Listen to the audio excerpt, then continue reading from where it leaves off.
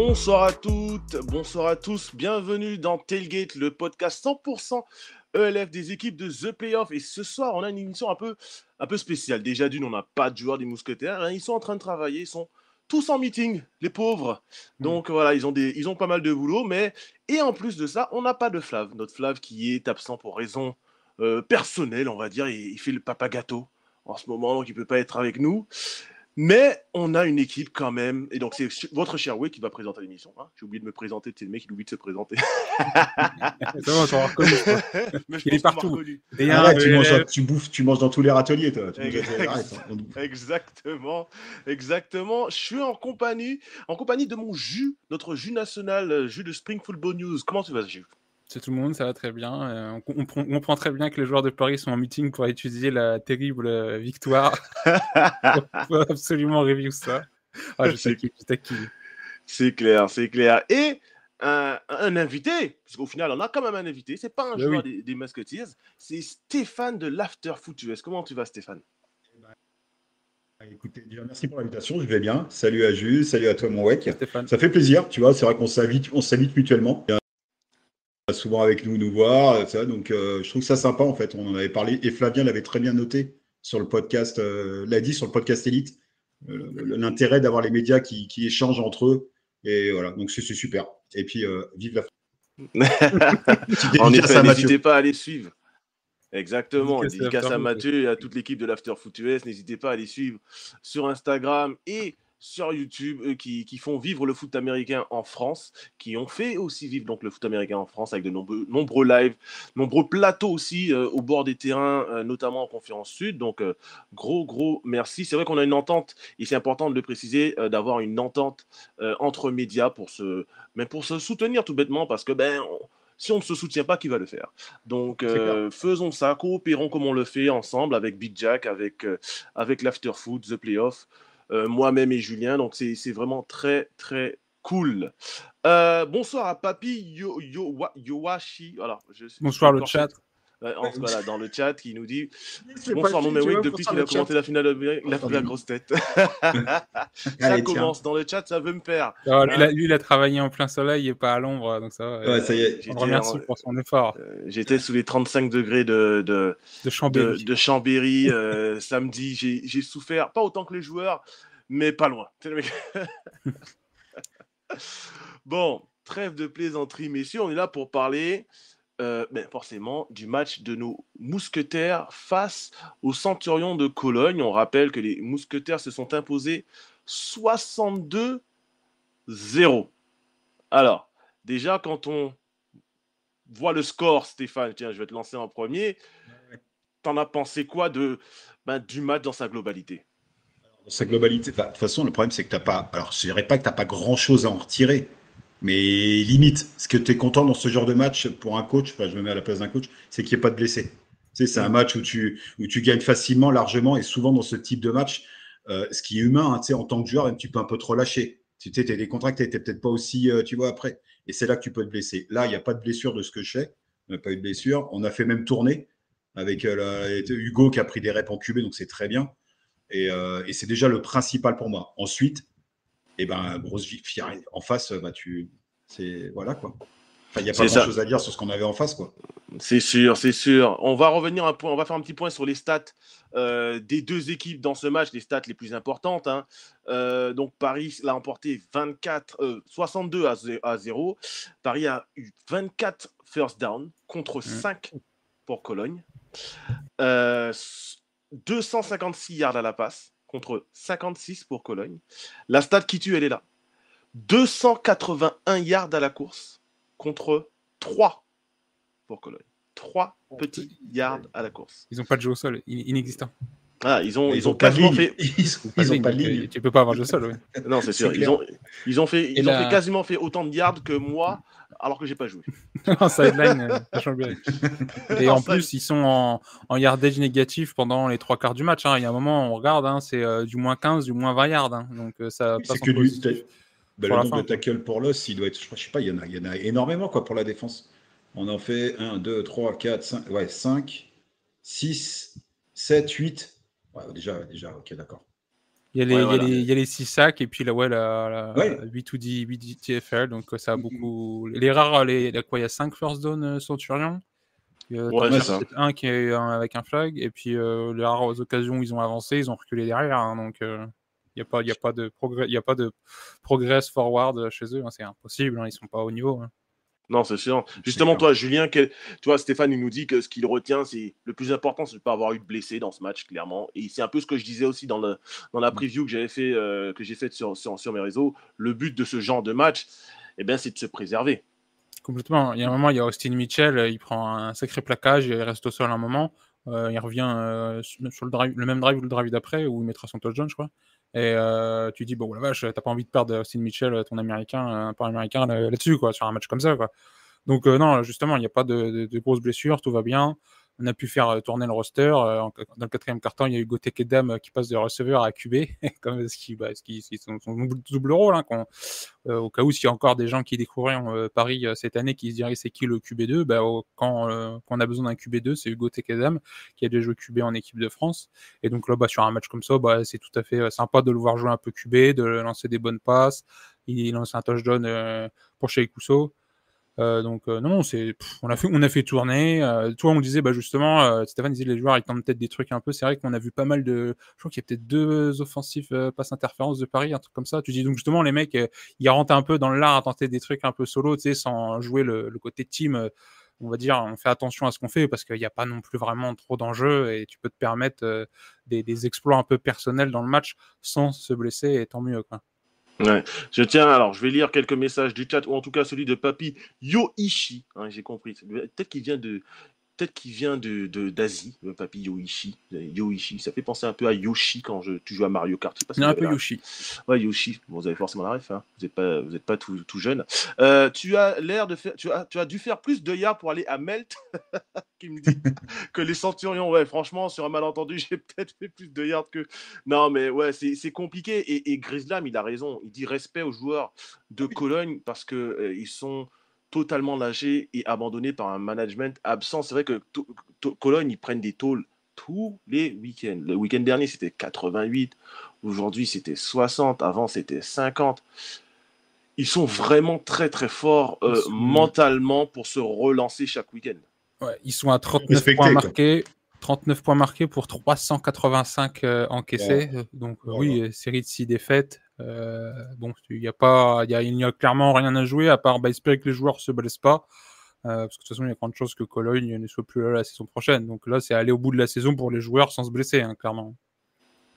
Mais ils en ont des blessés sur ce match-là. Toi, j'entendais le commentateur, il disait qu'il venait avec une dizaine de gars absents en défense. Hein. Donc ils ont des blessés quand même, c'est le cas. Donc c'est quand même assez triste. C'est ça, c'est un peu le danger quand tu n'es pas au niveau, Stéphane, non? Ah, mais c'est clair. Le problème, c'est que alors, je sais pas avec quel joueur il joue d'ailleurs, parce que j'essaie de comprendre. Les imports, ça a été n'importe quoi, ça a été géré, ça change de QB, ça repart. Et tu te dis que là, pour les jeunes, alors je pense que c'est des jeunes qui sont envoyés un peu au casse-pipe, j'imagine. Oui, le GFL2 et tout. Parce que voilà, donc GF, t'imagines. Donc GFL2, tu dis que ça fait limite. Mais par contre, on peut respect parce que ça joue jusqu'au bout, quoi. Oui. Ils essayent, les mecs, hein. Puis ça joue pas sale, tu vois, parce qu'ils pourraient à un moment donné avoir s'énerver et tout. Voilà, exact, par la frustration, le côté merde, on nous lâche, on fait rien. Et ben non, les mecs ils continuent à jouer, donc avec leurs propres moyens, certes, mais je pense qu'ils sont dans l'optique de prendre de l'expérience, hein, tout bêtement. Ouais, c'est ça. Ouais, non, oui, il y a toujours ça à apprendre à ce niveau-là. Au pire, ils savent qu'ils vont se faire toller tous les week-ends, mais au moins ils côtoient ce qui se fait de mieux en Europe et peut-être que. Alors, c'est sûr que c'est pas forcément très fun de se faire massacrer tous les week-ends, mais petit à petit, bon an, mal an, ils vont prendre de l'expérience et s'améliorer. Et je pense que les joueurs, ils le voient comme ça. C'est une opportunité de se montrer, entre guillemets.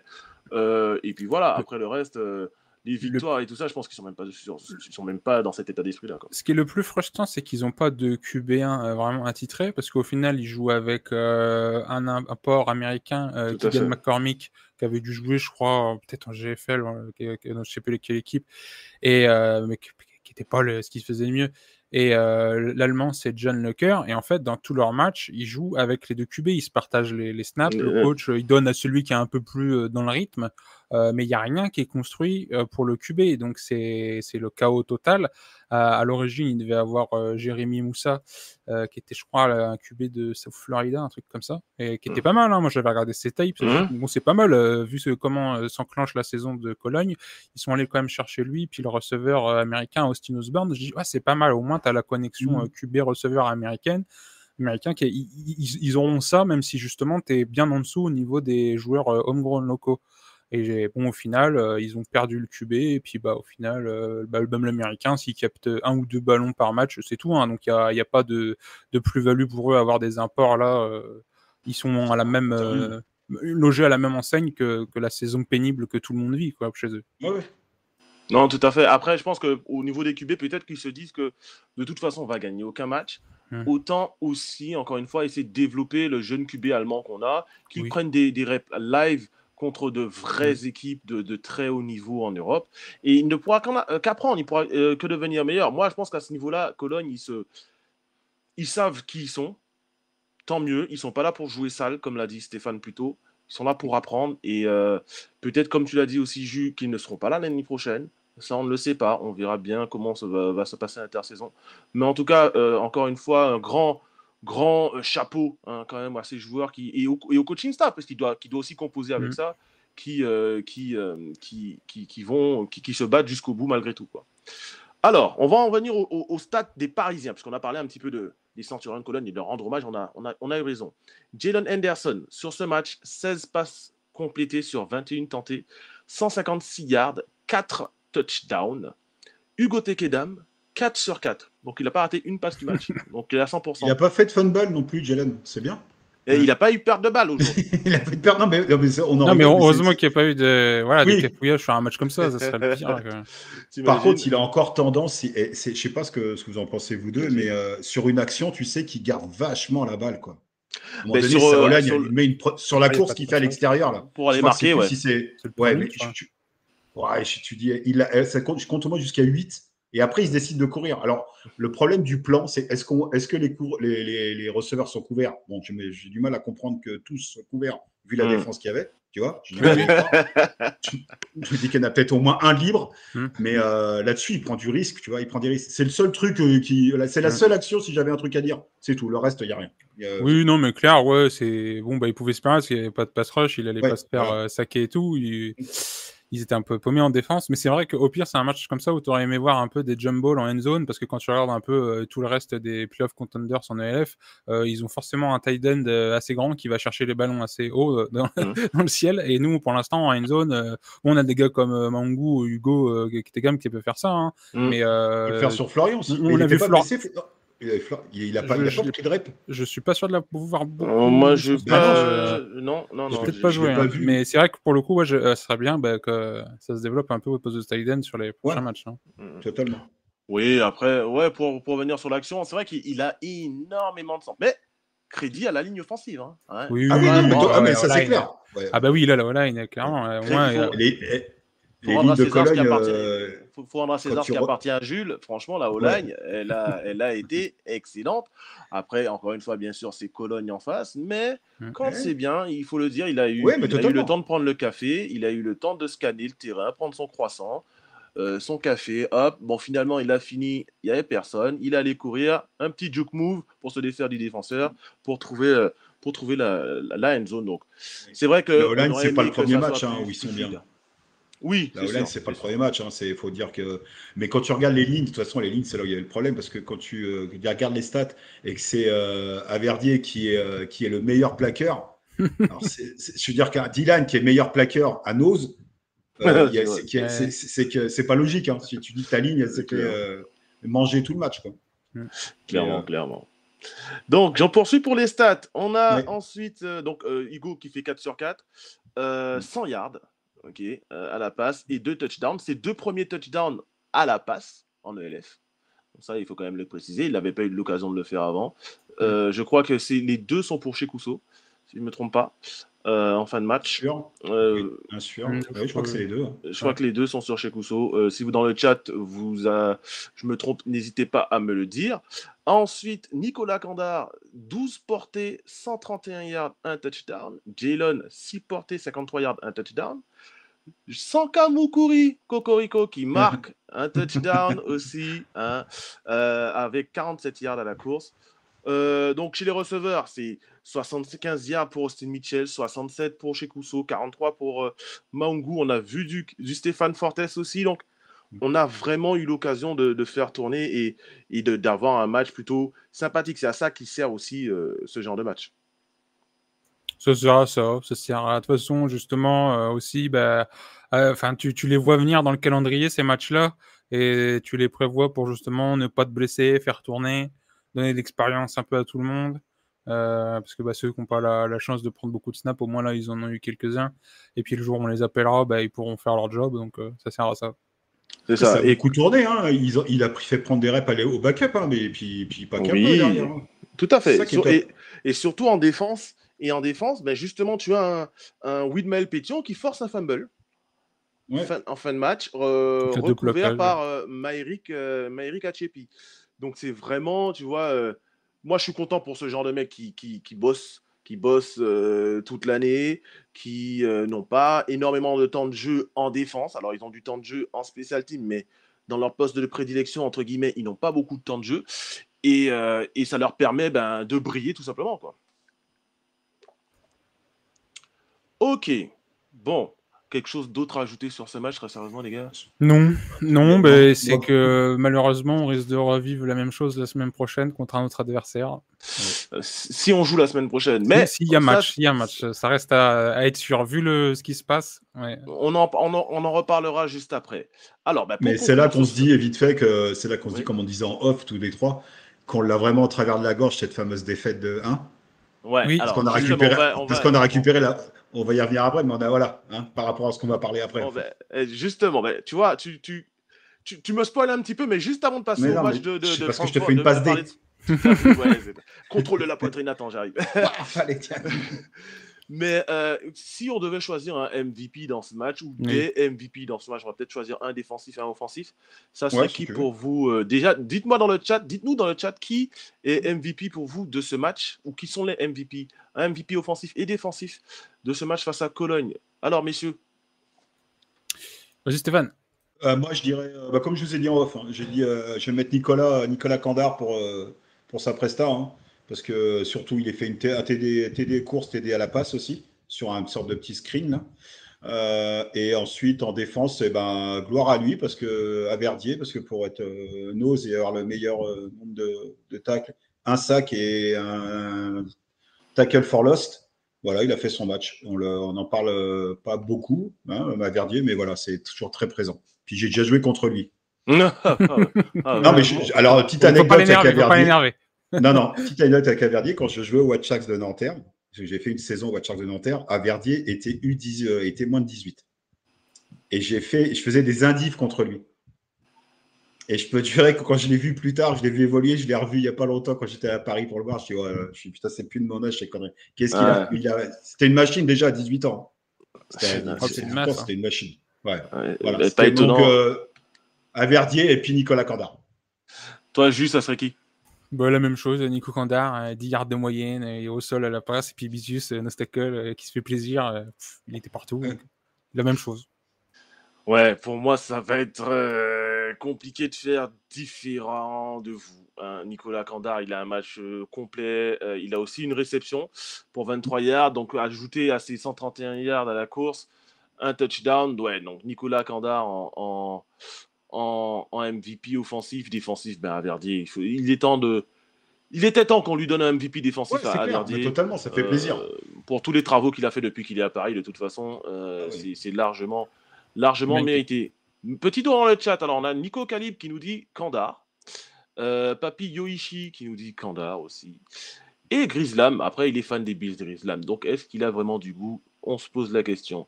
Mais il met Jalen en MVP. Hein, ce qui s'entend, MVP offensif, Jalen, et Averdi en défensif. Donc, au moins, ça, il a pas tort. Hein. Je pense qu'on est assez d'accord sur Averdi. Jalen MVP, vous en pensez quoi? Alors, autant la semaine dernière, oui, parce que tu vois, on a eu le débat la semaine dernière. Mais là, alors pas pour changer, c'est que je pense que Nicolas a été un pion plus important sur ce match-là. Puis bon, Jalen, il a pas forcé. Et, voilà. Enfin, je sais pas. Je pense que tu gagnes le match avec Tekedam QB tout le match. Oui, je pense aussi. Voilà, totalement. Ouais, voilà, j'ai eu la réflexion de bonne. On a discuté des fois, pareil, tu pourrais ne pas avoir de receveur américain. Sur un match comme ça, où tu affrontes une équipe bien en dessous, tu peux mettre un quarterback français. Ouais, clairement, sur ce match-là, on aurait joué avec Hugo Tekedam en titulaire. À mon avis, on aurait gagné aussi. Ouais, voilà. Alors, messieurs, quand on voit... tiens, Nico Cali qui nous dit Hugo, bon, pourquoi pas aussi. Mais quand on voit justement, on va parler de Francfort, qui a perdu, alors très rapidement, on va pas débriefer le match de Francfort, mais Francfort qui perd 37 à, que je dise pas de bêtises, 16 ou un truc. 37-16. 37-16. Ouais. Quand on voit que Francfort perd contre les Lions, ils se 37 à 16, ils ont pas existé du match. Non, parce qu'ils se prennent 7-3 au début, 21 dans le Q2, 21-0 dans le Q2, 6-7, 3-6. Donc non, le deuxième quart-temps, ils étaient déjà plus là. Ils se sont fait éclater dans le deuxième quart-temps, parce que je regarde le match. Est-ce qu'on n'a pas énormément de regrets, messieurs, sur cette défaite au match aller face à Francfort, Stéphane? Quand je fais l'instant blague de Flav, un regret de la taille d'une galaxie. Voilà. Oh la vache. Oh la Jules enfant. Voilà, il fallait un truc bien c'est bien flash comme blague. Non, mais c'est important de le faire, Jules, parce que comme ça, Flav, quand il verra le replay, il pourra dire que les mecs, ils ont bien bossé. J'étais présent directement. Non, mais regret colossal, quoi. Mais oui, comme on se disait en off, comment tu veux paraître. Et tu regardes la fiche qu'ils ont aujourd'hui, ils sont à 3-4. Ils sont en négatif, quoi. Tu dis, tu leur as offert, ils devraient être à 2-5, quoi, mais 10 fois, quoi. Complètement, oui, 2-5. Oui. Maintenant, d'un côté, est-ce que on peut aussi se dire ça? Est-ce que cette défaite, elle n'a pas été utile, si tu veux, parce qu'elle est arrivée tôt et qu'il y a eu une remobilisation du groupe, qu'il fallait attendre que Jack Del Rio, la famille Del Rio, mette vraiment sa main sur le groupe? Et ben peut-être, mais j'avoue que j'ai quand même les boules. C'est un peu ça, ouais, non, mais on a clairement les boules d'avoir laissé passer cette victoire, mais c'est vrai que c'est le moment où justement tu as le carton où ton playbook se débloque et que tu réutilises ça dans le match suivant et ça paye. Donc ouais, c'était le temps que l'emprise Del Rio se fasse, que tu mettes un peu de côté cette off-season et que le début de saison se fasse. On a beaucoup parlé sur les premières émissions que des gars comme Mitchell et tout, qui sont pas beaucoup entraînés, ou même Mangu, tu vois, qui était à 100%, qu'à partir de week 3, week 4, il y a un peu de tout, donc on pouvait pas en fait claquer offensivement tout le répertoire offensif justement en fait sur une off-season comme ça et avec des mecs qui avaient besoin un peu de temps pour cliquer dans ce nouveau système. Bon, c'est tout, c'est pas grave. Si on regarde le restant de la saison, logiquement des défaites, il y en a une encore maxi, voire deux, et ce qui nous laisse largement dans la fenêtre playoff. Mais le Galaxy, oui, pour répondre là à Nico Cali, s'ils avaient des blessés, leur running back, Sandro Platzgummer, qui faisait des matchs à 150-200 yards début de saison, là, il fait plus que des trucs à 3 portées 10 yards, parce qu'il traîne une blessure de 3 matchs. Et leur quarterback, et Matthew McKay, il commence à lancer trop d'interceptions. Je serais pas étonné d'un changement de QB sous peu si ça continue. Oui, parce qu'ils contre-performent grave, en fait. On les voyait pas. Ils déçoivent, il faut dire les mots. Ils déçoivent, tout simplement. Y a pas de... Quand on les a vus, alors c'était le début de saison contre Paris, contre nous. Mais là, derrière, il n'y a rien, quoi. Ils ont rien montré derrière, en fait. Après, ils ont aussi la blessure de leur tacle droit. Oui, leur tackle aussi. Nielsen, comme Valentin Niawa nous le disait la semaine dernière dans le live, qui est l'un des meilleurs, si ce n'est le meilleur tacle de toute la ligue. Donc, ça n'aide pas, en effet, d'avoir cette blessure sur la ligne offensive, mais ça n'explique pas tout. Alors, ils ont perdu Terry Wright aussi, le receveur américain qui s'est blessé contre Paris sur un retour de kick-off. Donc, ça n'aide pas, parce que le receveur américain qu'ils ont pris à la place, il n'a absolument rien montré contre Prague. Je sais même pas s'il a joué. Donc, si, il a joué, par contre. Je suis catégorique, il a joué. Ah oui, il a fait une réception 17 yards. Voilà, il a joué. Brevan Easton, ouais. Il a joué, ouais. Donc, il y a des circonstances atténuantes, mais pas tant que ça, en fait. Tu es censé battre Prague, à moins que, comme nous le disait Grislam, à moins que Prague, tout simplement, a fait une excellente travaille intelligemment. Ça va bien. Ouais. T'as Patterson quand même. T'as vu Patterson, ce qu'il fait depuis 2 matchs. Il a 127 yards là. Ouais. Il a 5 courses, 7 réceptions, 2 TD à la passe. Patterson, et c'est vrai que ils ont construit, je pense, un effectif, tu vois, comme on en parlait. Ils ont construit quelque chose et ça se met en place tout doucement. Et là, c'est en train de payer. Ils sont à quoi, 4-2 ou 4-1 même, je crois. Là, ils sont à 4-2 parce qu'ils ont fait 2 défaites et maintenant 4 séries, 4 victoires. Ça, ils sont lancés, les mecs. Et en face, leur QB, comme c'est Grisdam qui dit ça, McKay qui est. Ouais, j'avoue que McKay, c'est. Oui, McKay, là, ça y est, à mon avis, il y a une interception qui est absolument horrible. Affreuse. Et là, je suis étonné parce que, tu vois, pareil, à Francfort, il y a eu un changement de culture, changement d'head coach et tout le staff, beaucoup de changements en interne. Leur head coach, c'est Bart Andrews, qui est un ancien coach à NFL Europe, mais qui récemment a été coach en USFL chez les Philadelphia Stars. C'est un bon head coach et tout. Et là, je me dis, bon, est-ce que aussi, au final, il n'y aurait peut-être pas un truc qui clique pas dans leur coaching staff? On se posait un peu des questions comme ça au début de saison. Les fans des Mousquetaires étaient beaucoup sur le coordinateur offensif, le fils d'Elario. Donc voilà, c'est peut-être aussi, il y a beaucoup de facteurs chez eux. Hein. On rentre dans une période où les franchises allemandes ne sont plus les franchises dominantes en ELF et donc ils font face à de l'adversité et tant mieux, ça rééquilibre un peu les balances. Mais bon, c'est sûr qu'il y a aussi des projets comme Hambourg, Cologne ou Berlin qui s'effondrent un peu en ce moment et c'est un peu triste. Quoi. Mais alors, moi j'ai une théorie sur ça, cet effondrement de ces équipes allemandes, Berlin, Cologne, Francfort, même si Francfort, je pense qu'il y a des choses à faire. Il y a des choses. Il y a des choses à faire. Mais c'est que tout simplement, il y a peut-être trop d'équipes allemandes dans cette ligue, tout simplement. Et ils se battent pour les joueurs nationaux. Et il y a les NFL en côté. Regarde, quand tu as Aaron Jackson qui devait jouer à la base chez les Mercenaries et qui est parti chez les Berlin Adler pour des histoires de contrat. Il y avait même une rumeur qu'il allait faillir retourner au Thunder, mais ça ne s'est pas fait. Mais non, il a vite démenti. Hein. Oui, mais au final, il y a cet environnement concurrentiel en Allemagne qui est assez unique, quoi. C'est clair. C'est clair. Tu te demandes comment ils font, parce que tu te demandes réellement comment ils font. Quels sont les joueurs, quel niveau ils ont au départ, les nationaux qui jouent en ELF. Parce qu'en GFL, Berlin, tout ça, c'est pas. Berlin, tu as 2 équipes, c'est-à-dire que tu en as une en GFL. Tu as 3 équipes à Berlin. Oui, tu as Adler, Rebelle et le Thunder. T'imagines le truc, mais ça te fait arriver à plus de 150 joueurs à avoir. Bon courage. Donc effectivement, c'est là que tu vois que tu es là où tu as raison. C'est qu'il y a trop d'équipes allemandes et qu'à un moment donné, ils se retrouvent à plus avoir les joueurs qu'il faut et que le niveau, il va baisser.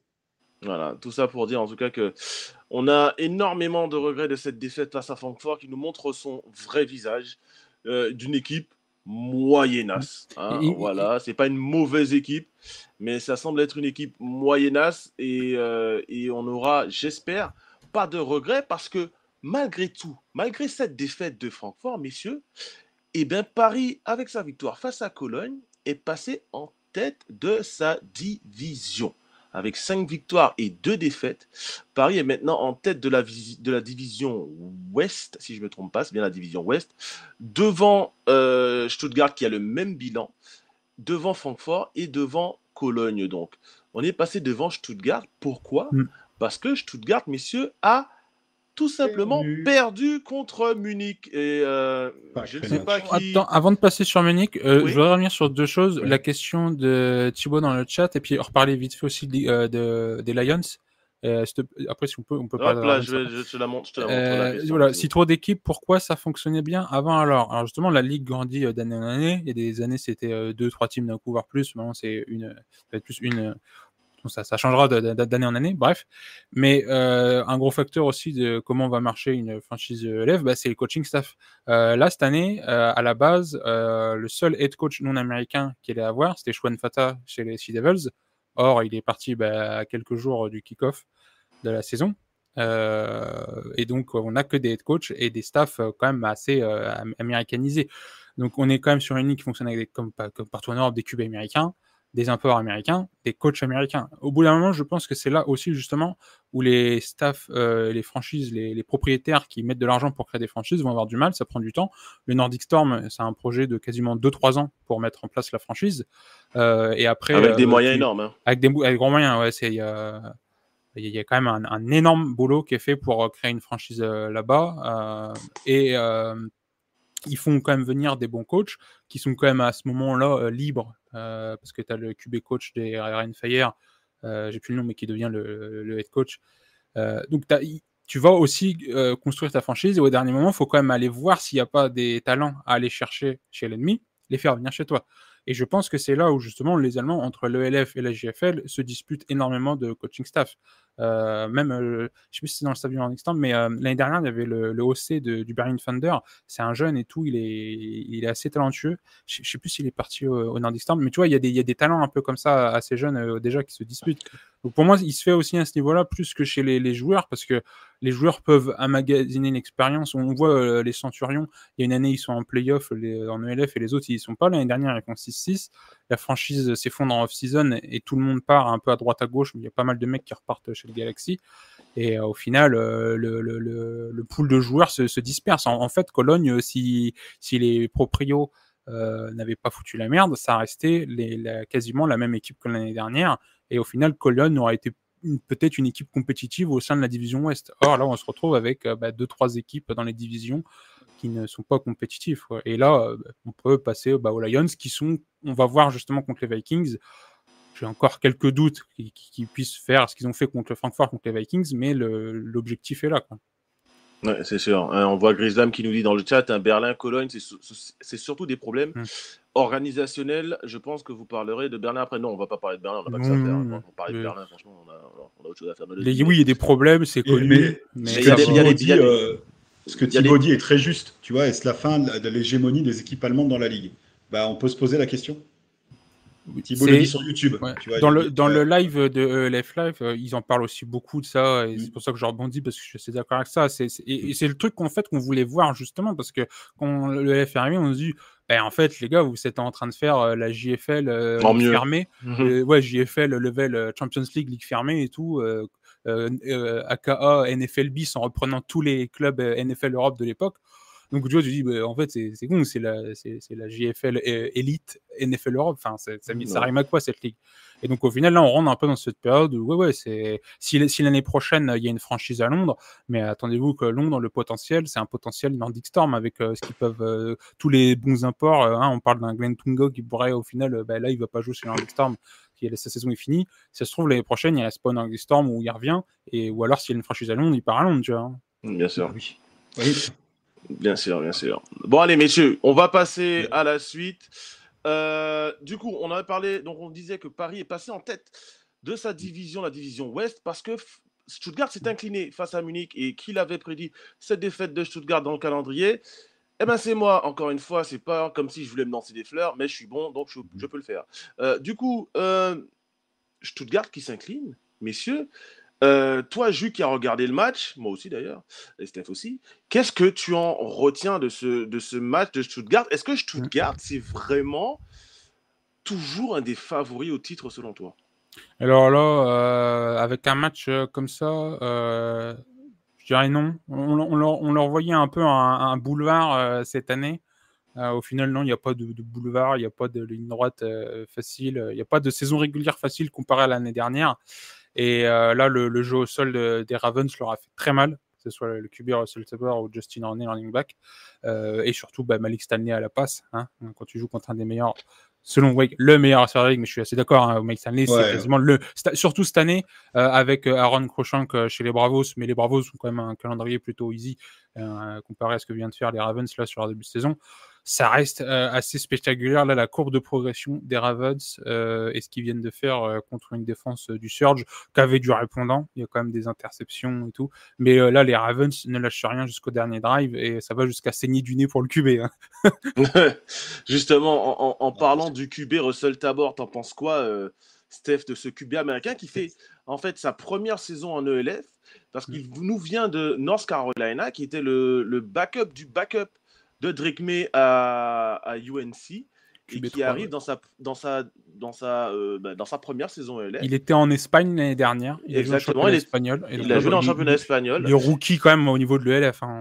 Voilà, en tant que rookie ELF, et qui montre déjà de très très belles choses. On en a parlé un peu en off effectivement tout à l'heure, et Jules, j'étais vraiment d'accord avec toi. C'est un fou furieux, quoi. c'est un malade mental. C'est un mec qui se respecte pas. Hein. Ouais. Tu vois le dernier drive sur le TD, il se respecte pas. C'est-à-dire que vas-y, tu sais quoi, vas-y, viens, casse-moi la tête si tu veux. Vas-y, je m'offre. C'est du Zach Edwards-like. Mais, ça ressemble à du Zach Edwards, c'est incroyable. Totalement. Alors, en plus jeune, parce qu'il a quel âge d'abord? Il doit avoir 22, 20, parce que là, il est très jeune. Il sort de la fac. Ils l'ont signé pour 3 ans. Je vais aller vérifier son âge exact, mais il doit avoir 22, 23 ans. Quoi. J'ai bien aimé son... parce que bon, les interceptions, il y en a 2 qui sont pas vraiment qui sont bien défendus. Il y en a 2 où c'est... Voilà, c'est un énorme match-up américain. Voilà, donc... attends, tu as vu les stats? Il fait 241 yards, 3 TD. Bon, les interceptions, il a 2 sacs. Et il fait 13 courses, 112 yards. Il a 22 ans. Tu dis, ce gars, c'est le meilleur coureur avec 13 courses. Et il y va, il voit finir, comme disait Jules tout à l'heure, le nez en sang, le mec il y retourne, il le casse qui saute, il semble, mais très intéressant. C'est vrai, je me souviens de cette action en fin de match où il se fait éclater par un défenseur, il fait un salto. Ouais. Il en perd son casque, mais en fait c'est vraiment un malade mental. Mais sincèrement, je pense que le mec il est complètement insouciant. Il joue pour s'amuser et ça se ressent. Par contre, moi, ce QB là, ça fait plusieurs fois que je regarde jouer. Il a une façon de lancer. C'est très fort. C'est tendu. C'est très tendu. Il n'y a pas une petite touch sur sa balle. Non, c'est ultra tendu, ultra fort. Tout le temps. Il met pas d'air. Tu sens que c'est pas une balle qui va être avec beaucoup d'air, mais il a un bras. Hein. Il a un bras, le bonhomme. Il a un sacré bras. Hein. C'est des gros darts, c'est des gros missiles. La connexion avec Stanley, elle est là, même avec ses autres receveurs. Clairement. Et regardez ce que nous dit Grislam. Ça va pas plaire à Wake, donc c'est vrai. Il me fait penser à Josh Allen. Mais tu sais quoi, il me fait penser à Josh Allen. Un peu aussi Brett Favre pour les plus anciens. C'est vraiment un gunslinger, tu vois. C'est le mec, il va lancer le ballon. Il s'en fiche de lancer des interceptions ou pas. Pour revendre, il en a lancé déjà pas mal d'interceptions cette saison. Mais malgré tout, le mec, il s'en sort toujours et il reste dans son match. Ouais, c'est ça, je dis un truc très juste. Il reste dans son match. Ouais. Mentalement, il est quand même fort, le gamin. Parce qu'il y va. Hein. Parce que le match, il n'est pas évident du tout. Hein. C'est TD sur TD dans les deux sens. Il leur reste quoi, 1 minute 40 quand ils récupèrent la possession. Ah ouais, c'est un truc comme ça. Il reste moins de 2 minutes. Hein, si je dis pas il répond immédiatement après avoir pris un touchdown. Alors, tiens, on va en parler de cette action. Et ça va vraiment, cette fin de match à Stuttgart va vraiment symboliser qui est Russell Tabor et qui sont les Ravens de Munich. Donc, fin de match, Munich est devant. Stuttgart a la possession du ballon.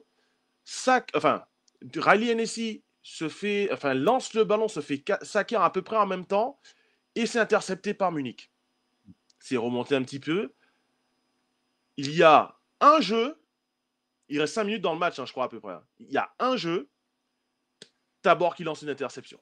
Juste après avoir récupéré le ballon. Ils ont déjà pu tuer le match à ce moment-là. Il lance une interception complètement bête, mais incroyablement bête, qui redonne la possession à Stuttgart, qui derrière fait quoi?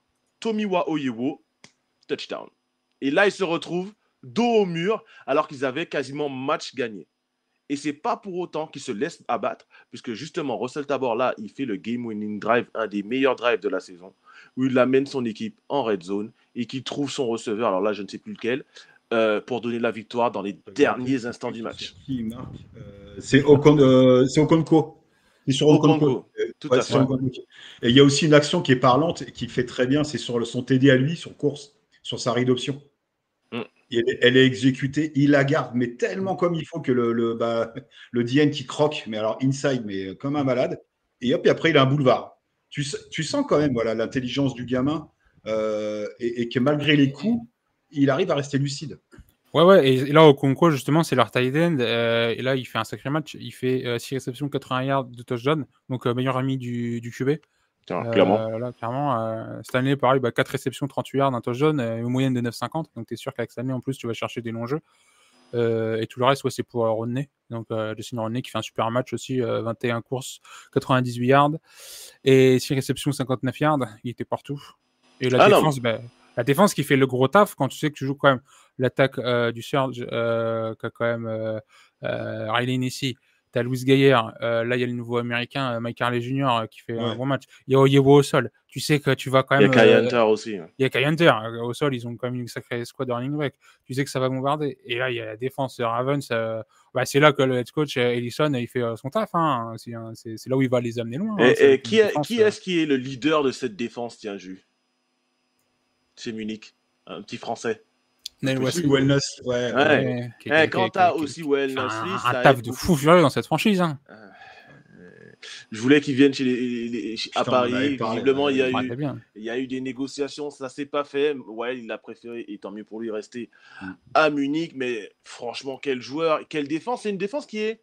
Alors, qui vont prendre des points, notamment contre, on le voit ici contre Stuttgart. Mais c'est une défense qui reste opportuniste, ultra opportuniste. Hein. Oui, mais ils exploitent les turnovers et là, tu sais que tu as l'attaque qui en profite. C'est là la différence où tu vois, quand nous jouons Francfort sur le match retour, on fait 3 turnovers et Francfort n'avait pas de points. C'est là la différence de là où tu surélèves ton jeu. C'est des choses qui n'étaient pas prévues se produisent. Qu'est-ce que tu en fais, tu vois? Clairement. Donc, messieurs, cette défaite, donc, elle nous permet d'être premiers de notre division et au final, d'avoir notre destin entre les mains. Là, à l'heure actuelle, Paris aurait un match de play-off à domicile. Donc, la question qui vient par la suite, messieurs. À Bondoufel. À Bondoufel, un match à Bondoufel. Venez nombreux encore une fois à Bondoufel. C'est la vie. Est-ce que Stuttgart est vraiment... Non, ou même que dirais-je, est-ce que Paris, au final, est le grand favori de cette division? Aujourd'hui? Oui. Aujourd'hui, à l'instant T. Aujourd'hui, oui. Mais je te l'affirme, comme certains power rankings me rendent fou, je t'affirme que oui, mais c'est fait exprès. Hein. Je citerai Wake, mon power ranking, et certains qui me retweet est un des meilleurs. Clairement. Je ne me jette pas de fleurs, mais je le fais correctement. Comment tu peux mettre le Fire devant Paris? Il va falloir m'expliquer. Ça, c'est un peu l'effet nostalgie du back-to-back Champions qui a son rebond là dans la saison. Mais non, il y a une différence d'exécution sur la défense. C'est clair. Mais oui, Paris, oui, on est voilà. Comme tu dis, ouais, j'affirme effectivement. Favori dans la division, et puis là, le but, c'est de mettre des bâtons dans les roues les autres pour qu'on ait notre match de playoff à domicile. Ouais, parce que en fait, ce match de playoff à domicile, autant déjà hein, pour en tant que supporter, on aimerait l'avoir pour pouvoir se déplacer et revivre cette expérience qu'on a vécue à Valenciennes, mais cette fois-ci à Bondoufel. Oui, ton vrai premier match à domicile, quoi, qui ne sera pas délocalisé cette fois. Exactement, mais rien que d'un point de vue économique, je pense que Paris ne dirait pas non. Ah ben non. Totalement. Surtout cette année, oui. Voilà. Alors, tiens, on a une question de Nico Calibro dans le chat. Excuse-moi. Vas-y, t'inquiète, Stéphane. Il nous demande, est-ce que Paris va en finale? Ils auraient quoi comme... On n'a pas un tableau, une projection possible à trouver? C'est quoi la suite? Pour l'instant, c'est des playoff pictures, mais il n'y a pas de... C'est dur, c'est dur de se projeter. C'est dur de se projeter. Oui, faut attendre un peu, je pense que tout le monde a eu sa bye week là, en week 12 et on pourra mieux se projeter sur ça. Quoi. Mais playoff, premier de poule, sans aucun problème, je me comprends. Oui, normal, mais pour l'instant, pour se projeter plus loin, comme on dit avec Jules et toi, c'est compliqué là, c'est un peu trop tôt. On n'a pas assez de visibilité. Quoi. Ouais. En tout cas, ce qui est sûr, c'est que Paris a l'effectif pour aller en finale. Ça, je pense que là, à ce niveau-là, on est tous d'accord. Je pense qu'il n'y a pas de débat. Aucun débat. On a encore une fois, je pense, un effectif qui est meilleur que celui de l'an dernier. Alors qu'on avait déjà un très bon effectif l'an dernier. Après la finale, c'est dur de prévoir pour l'instant. Oui, comme le dit Thibaut dans le chat, pour l'instant, on jouerait à domicile contre le Fire. Oui, ils l'ont tweeté. Ça qui est un bon match-up pour Paris. Ça me va. Oui, cette année, ils sont prenables. On a enfin eu cette victoire. Là, justement, ça sera plus de calculer un peu l'état des forces de tout le monde quand tout le monde aura eu cette dernière bye week. Il y a aussi des matchs références un peu à attendre. Là, c'est nous, là, quand Paris joue contre Vienne à domicile. Et aussi le match entre le Fire et le Storm. Pour juger un peu, justement, quand même le Storm qui joue contre une équipe un peu plus proche de son niveau. Avec justement un peu cette rivalité que tu as beaucoup d'anciens du Fire au Storm. Et après, à partir de là, on se projette un peu mieux sur le début des playoffs. au mois d'août. On en saura clairement plus sur cette équipe de Paris déjà et sur le reste de l'ELF à la fin du mois de juillet. Voilà, là on saura, puisque Paris aura rencontré fin juillet déjà 2 fois les Vikings de Vienne. Vikings de Vienne qui ont galéré, mine de rien, un petit peu contre les Raiders Tyrol. Donc, oui, la bataille d'Autriche, là, ils ont pris des points, et donc ils ont une défense qui n'est pas encore de celle qu'on a vue l'année dernière. Mais après, j'ai envie de dire justement, c'est une équipe qui en saison régulière est très difficile à juger, parce qu'ils perdent un match tous les 1000 jours. Donc, en fait, c'est compliqué. C'est dur de le juger. La première défaite depuis 1000 jours. Donc, quand tu perds un match tous les 1000 jours, voilà. Non, mais c'est juste que oui, ça se voit qu'il y a encore des ajustements possibles dans leur défense. Ils ont énormément de profondeur. La O-line n'est pas encore au top. Il se prennent un peu plus de pass rush que l'année dernière. Mais tant mieux. Au moins, ils ont aussi justement ce truc à se dire on n'a pas des matchs clés en main où on roule sur l'adversaire. Et c'est un gros truc, là, le derby autrichien avec les Raiders, qui est l'ancienne rivalité qui traîne depuis l'AFL, le championnat autrichien. Donc il faut aussi que leur match, eux, comme ça, ait un peu de piment. Hein. Si les Vikings gagnent absolument tous les matchs sans moindres attentes, c'est nul, quoi. Non, c'est sûr. Mais ouais, concrètement, pour avoir un vrai avis sur Paris, il faut attendre qu'on puisse qu'on joue. Alors, le week-end prochain, déjà, est-ce qu'on va jouer? Ça, c'est une vraie question. Ça reste à définir. On se posera. Pour l'instant, on n'a pas la réponse.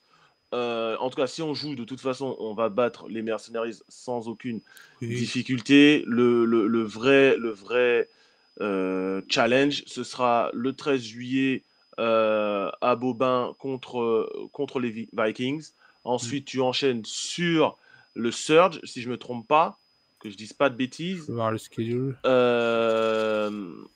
Où tu fais Cologne. Tu sais qu'il y a un match intéressant le week-end qui vient là. Le match, je pense que le match qui va être aussi un révélateur, c'est le match Prague contre Vienne, pour voir justement le upset de Prague, ce qu'il donne. Oui, parce que je disais tout à l'heure, oui, c'est ça, le truc dans une division comme ça, justement, où tu vois, en début de saison, tu te dis, mais c'est encore, justement, c'était la division, moi, qui m'énervait le plus, je dis, mais c'est possible, là, c'est sûr, on va encore voir une saison invaincue pour Vienne. Déjà, ils ont la défaite contre Rheinfire, mais au moins là, ils ont un adversaire de division qui commence à se mettre au niveau ELF, parce que tu attends de voir au minimum quand tu as des franchises qui rentrent, qui ne prennent pas 3 ans, et puis que les 2 premières années, en fait, on l'avait vu au début avec le Surge, qui était une franchise qui ne faisait que perdre sur ses premières saisons, et qui a tout changé, et qui est devenue une équipe qui gagne. Lions, c'était un peu un schéma différent, mais au final, ça aurait pris quand même 3 saisons. Même si déjà l'année dernière, il y a des éléments qui montrent que cette équipe a du potentiel. Et là, avec le recrutement qu'ils ont fait, les coachs et tout, il y a de l'investissement intelligent là-bas. Les propriétaires font vraiment des choses très intelligentes. Et non, il n'y a pas de souci. C'est une franchise qui peut que se développer pour le football de l'Est. Tu vois. Tout à fait. Tout à fait. Donc, on en saura plus. En tout cas, il faudra que Paris gagne. Paris a son destin entre ses mains. Si Paris gagne tous ces matchs, Paris sera en play-off et sera champion de division. Si vous voulez le calendrier là de Paris, là, je peux vous le donner. Vas-y, parce que je l'ai regardé vite fait. Ouais, là, le prochain match contre les Mercenaries, après contre les Vikings à domicile, après match retour contre le Surge, après Centurion Mercenaries, et après match retour chez les Vienne, dernier match de saison régulière. Je pense que le match qui va être important, ça va être celui contre les Surge, parce qu'en gagnant ce match-là, est-ce que tu t'offres pas un droit à l'erreur de perdre une fois contre Vienne, tu vois? Oui, tout à fait. Il est vachement important ce match-là. Parce que le Surge, ils ont un calendrier qui est beau. De toute façon, on a le calendrier le plus dur, donc je te dirais qui est plus simple. Mais en même temps, qui n'a pas plus simple que Paris en niveau calendrier, hein? C'est ça. Là, c'est plus. Mais bon, à voir. Mais je pense que ce match-là va être important. Si on arrive, et elle va être vraiment dans la clé, tu as tout à fait raison, Stéphane, de pointer ce match, et de l'encercler, entre guillemets. Si Paris bat Stuttgart à Stuttgart, on se donne le droit de perdre un match face à Vienne. Et on reste premier de la poule. Parce qu'on prendrait 2 matchs d'avance. Non, je crois qu'on aurait un match d'avance. Oui, c'est ça, 2, parce qu'on aurait gagné le goal average particulier, donc on prendrait comme 2 victoires d'avance. Et donc, même si on a fiche égale, on serait devant le Surge. Donc, on aurait le droit de perdre effectivement contre Vienne. Exactement. C'est ça. Oui, non, mais c'est là où ça va donner un peu de flexibilité. Et là, comme dit Thibaut, on a parlé au début du match contre les Centurions. Oui, heureusement qu'il n'y a pas eu de blessés contre les Centurions. Il y a eu ce méchant tackle là sur Mitchell. Heureusement, il n'est pas blessé. Et justement, si on peut n'avoir aucun blessé jusqu'à la week 12 et que tout le monde puisse être prêt pour le run final, tant mieux. Quoi. Tout à fait, tout à fait. Alors, vous voulez terminer sur des questions du chat? Alors, Jules, je te laisse me guider sur quelques questions. Ouais, bah attends, je redescends un peu parce que c'est vrai que là, il y en a pas mal qui sont passés. Bah tiens, celle de JP qui dit « Je suis surpris du niveau de Madrid après le choix de Barcelone dernier. » Pareil, ouais, c'était un gros sujet. Quand Madrid arrive et qui pique pas mal des joueurs de Barcelone. Et tu le vois l'année dernière, quand Barcelone essaye tant bien que mal de terminer la saison en allant prendre des joueurs des Catalans en D1. C'est là aussi justement ce qui montre un peu justement la complexité d'avoir des expansions en ELF quand tu commences à rajouter plusieurs franchises dans un pays où le football américain au niveau national, des championnats comme l'Espagne, la France, la Suisse, tout ça, qu'on part des tonnes d'équipes et un pool de joueurs énorme, bah là ça s'est vu. Et Madrid, maintenant, ont les meilleurs joueurs espagnols, on fait un bon recrutement et il y a du gros potentiel dans cette équipe. Quoi. Fernandez est blessé. Fernandez, il en est où? Il est blessé saison, lui? Qui ça? Qui? Alejandro, l'Ordienne, là, le numéro 1. L'Ordienne. Il était sur hier, je crois. Je vais regarder sur Wikipédia. Ouais, c'est Fernandez. Déjà, quand il arrive chez eux l'année dernière, il était blessé quasiment toute la saison. Parce que je l'avais vu jouer contre Paris l'année dernière, il est impressionnant ce gars-là. C'est un gars, au Rennes, il était impressionnant, Rensfire. Il n'a pas été joueur défensif de l'année? Si, je crois. Ça me parle. Quand il était au Fire, je me demande s'il n'a pas été ça. Ah non, parce que les seuls défensifs player of the year, c'est Kitchens et Maceo. Ah oui. Donc, il était nominé. Ouais, il était nominé. En tout cas, il était dans la course. Il était vraiment impressionnant quand il était au Mais non, il n'était pas sur. Mais ouais, c'est un peu blessé. Après, Kitchens, il est allé faire à Hambourg, en fait. T'inquiète pas. Oui, Kitchens à Hambourg, oui, c'est. T'inquiète pas, lui aussi se demande ce qu'il fait là-bas. Et ça, je te dis de son. Ah, ça me rassure. Merci, Wake. Parce que Oh, le pauvre.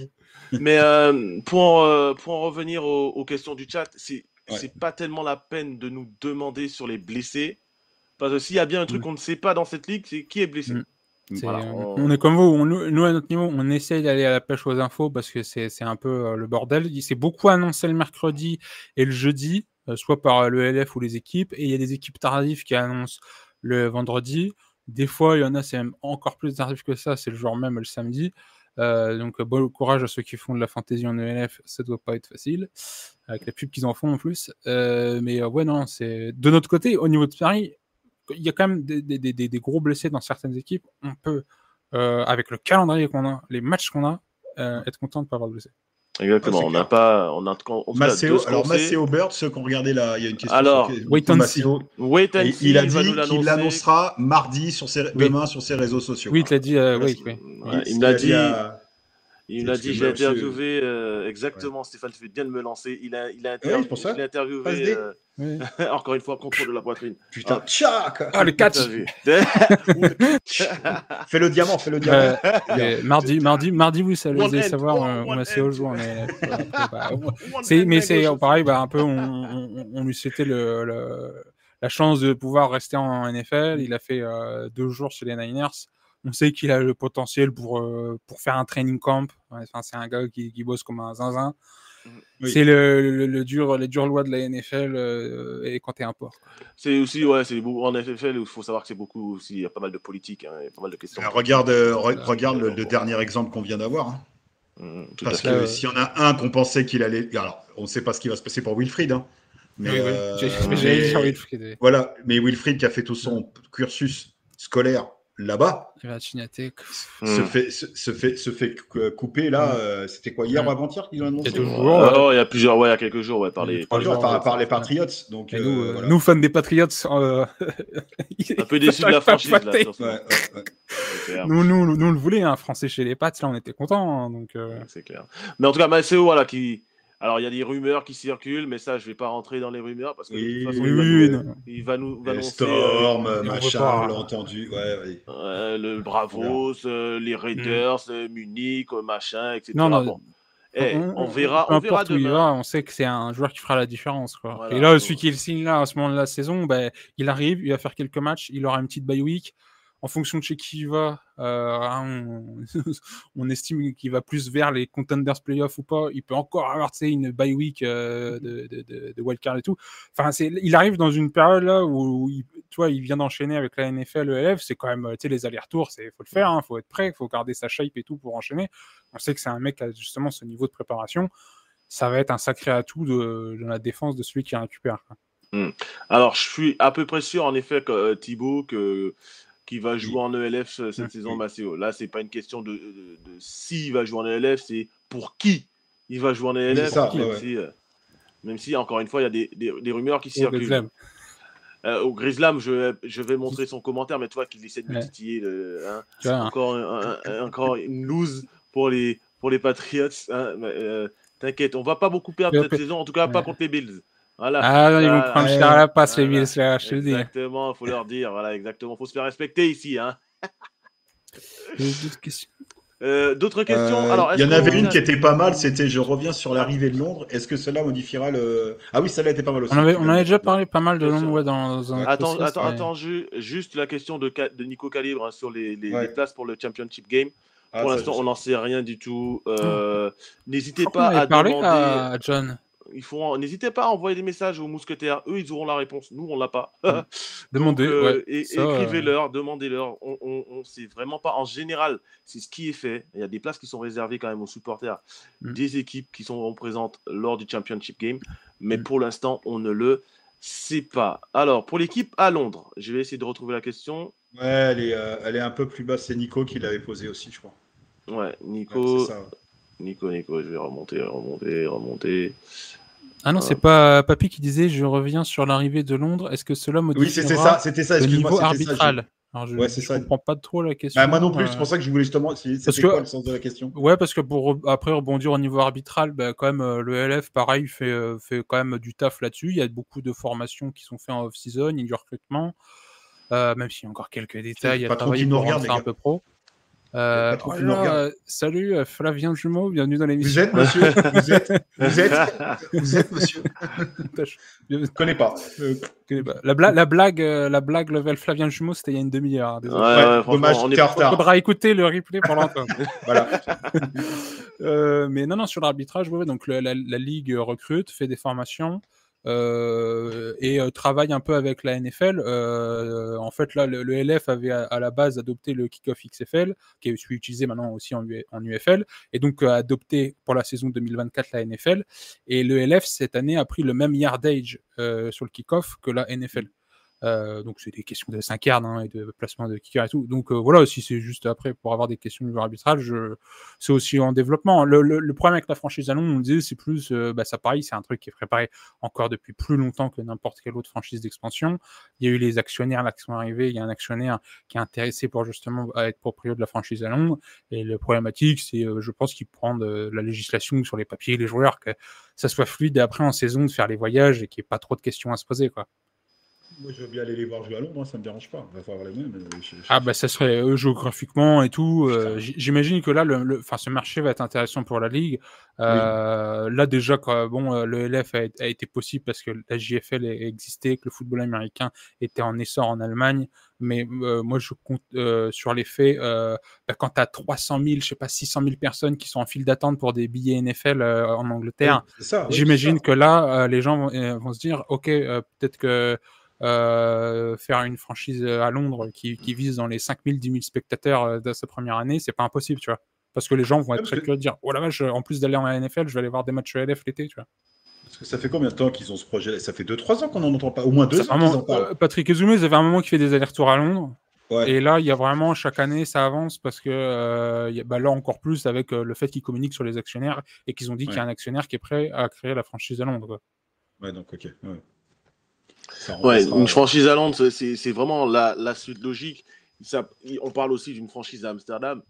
Donc, c'est vraiment les marchés qui sont visés par le LF là prochainement.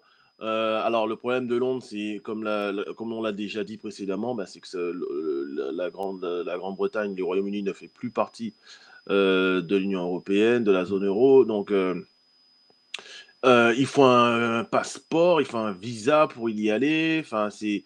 Voilà, il y a des petites complications qui sont d'ordre tout à fait logistique en fait, qui explique très certainement le fait que Patrick Ezoumé fasse ces nombreux allers-retours justement pour essayer de négocier peut-être des accords. Tu peux afficher la blague dans le chat. Ouais, fais-lui plaisir, mais lui sa blague, la blague de Fab. Voilà, ok. Voilà, bon, on la lit pour les gens qui sont en train d'écouter en voiture. Plutôt qu'à Londres, faudrait faire une franchise à l'ombre. Vu la chaleur. Voilà. Non, mais après, le pire, c'est qu'il explique sa blague. Hein. Mais parce qu'il. Non, mais là, il doit rigoler. Hein. Je pense qu'il doit rigoler. Là, on l'a perdu. Ouais, c'est ça. Mais c'est bien. Tu sais qu'au moins, il est fier de lui. Toi, franchement, bravo, Flav. C'est bien, t'as raison. Non, mais franchement, moi, même quand il n'est pas là, il est là. Non, mais il est là. Il nous hante. Même quand il est pas là. La preuve, parce que Jus, il fait bien des blagues. Jus nous a fait une blague à la Flav. Il ira écouter la blague. Voilà. Il ira écouter. C'est ça. Bon, messieurs, est-ce qu'on a autre chose à ajouter? Que ça fait déjà moi, petit annonce, c'est pour l'émission qu'on aura mercredi soir sur l'After Foot US avec récap sur la finale de D1 et aussi ce qu'on avait annoncé nous entre nous. Alors qu'il y en a, venez participer, vous allez voir, ça peut être marrant. On va faire une draft sur la ligue fermée. On veut faire une draft sur la ligue fermée entre nous. On avait décidé ça, de lancer ça en délire. Et en fin de compte, Brice, quand il a entendu ça, il a dit c'est génial votre truc, j'ai envie de le faire. Donc Mathieu, il va le travailler dessus. Et donc on va faire ça mercredi soir et on va revenir sur la finale, effectivement, que tu as eu l'honneur, laquelle tu as eu l'honneur d'assister, Wek. Et, tout à fait. Et ça sera mercredi à 21h sur les réseaux sociaux de l'Afterfoot. Très bien. Jus, toi, tu dois annoncer quelque chose, peut-être la sortie de ton Power Ranking, c'est pour quand? Là, le Power Ranking, maintenant que j'ai plus que celui de LF à faire, alors, je vais essayer de le sortir maintenant le mercredi. Si je peux pas, c'est le jeudi.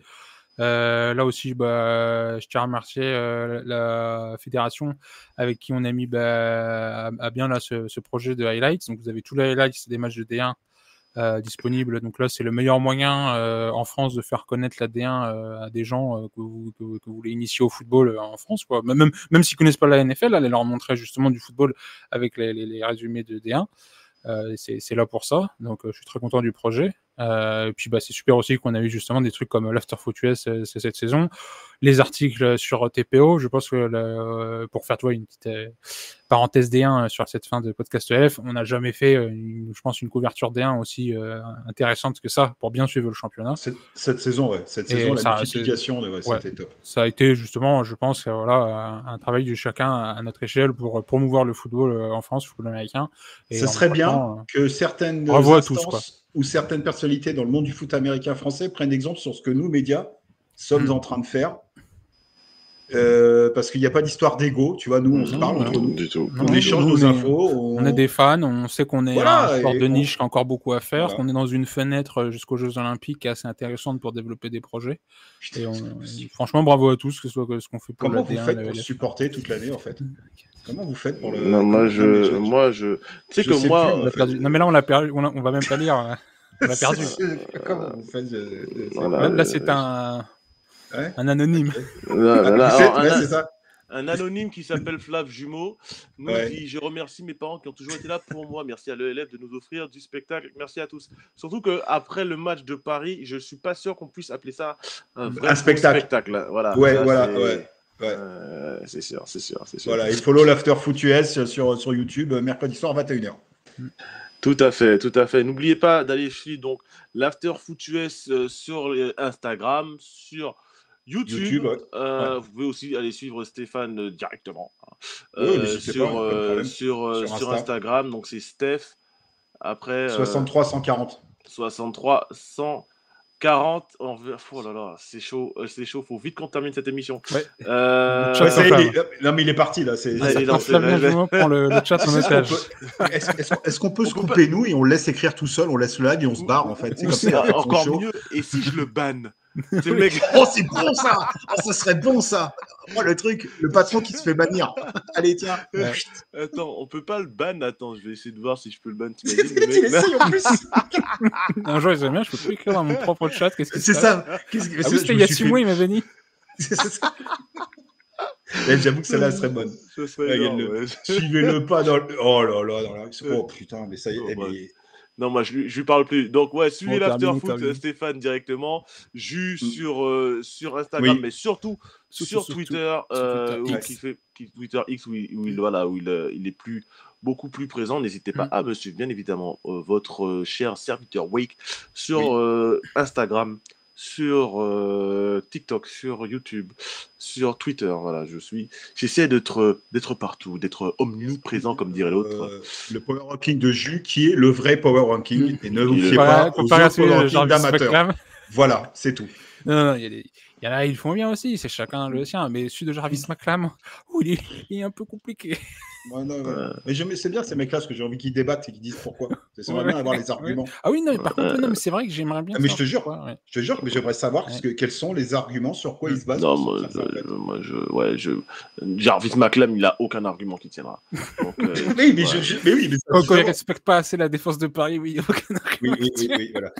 Parce qu'il est encore sous protocole commotion depuis le dernier match à Saint-Tropez, je pense. C'est un joueur parisien qui m'a dit ça quand j'ai reposté il est sous commotion. Le power ranking de Jarvis McClam, c'est un joueur parisien qui m'a dit il est encore sous commotion après le match. Et il a peut-être pas complètement tort. En tout cas, merci à tous et à tous de nous avoir suivis sur ce Merci pour l'invitation, les gars, en tout cas. Merci à toi Stéphane, merci à toi Jus, merci au chat. Voilà, cette émission un peu spéciale sans notre Flavien National qui était en fait, mais quand même là, dans le chat, en tout cas surtout vers la fin de l'émission. On se retrouve en tout cas pour ce podcast ELF la semaine prochaine. Alors, votre serviteur sera en Guadeloupe. Donc, est-ce qu'il sera là? Surprise. Mais en tout cas, la semaine prochaine, lundi prochain, à 21h en direct sur le YouTube et la chaîne Twitch de The Playoff, messieurs et mesdames qui sont dans le chat. Bonne soirée et sur ce, peace. Bye.